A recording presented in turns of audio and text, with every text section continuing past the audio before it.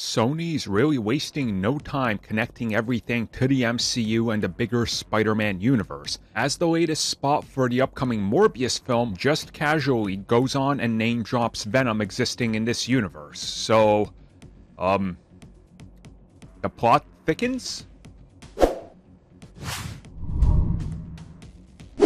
In the latest Morbius spot, there is a scene where Morbius is obviously succumbed to the hunger that is within him, and he has to feed. If he doesn't keep feeding, he obviously is going to die.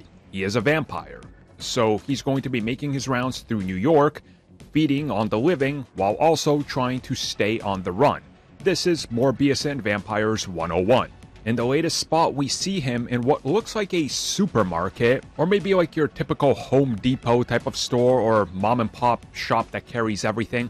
Whatever it is though, either way, one of the people goes on to try to stab Morbius. He grabs him. He's got the whole vampire effect going. When he asks him, "What are you?" he says, "I am Venom." And then he laughs and says, "No, I'm Michael Morbius." Now, quite obviously, it's the nod to the bigger world. The Venom exists in this world, that people know who he is.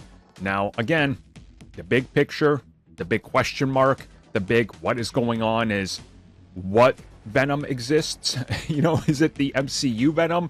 Is this firmly in the MCU, as Tyrese Gibson, for example, has stated, as other people have stated? Is this pre-throwing Venom into the MCU, and does this include Morbius and then everybody else being tossed into the MCU as well? Again, with every piece of new info or anything that's new, we just got more questions, very little answers, and we just kind of are left scratching our head wondering what exactly is the goal here.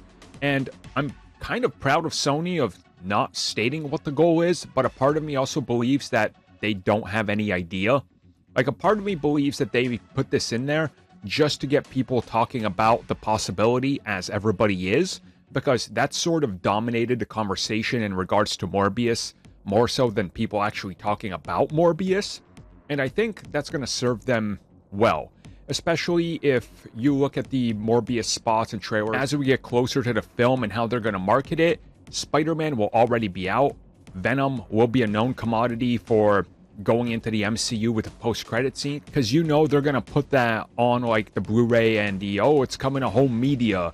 See the final chapter before he fights Spider-Man or whatever, to get people excited, which will carry over into this when inevitably they show us the Morbius, crossover with Venom and Toomes or whoever else is in this film. So it's smart marketing on their part to get people to subliminally know this is all connected. But how?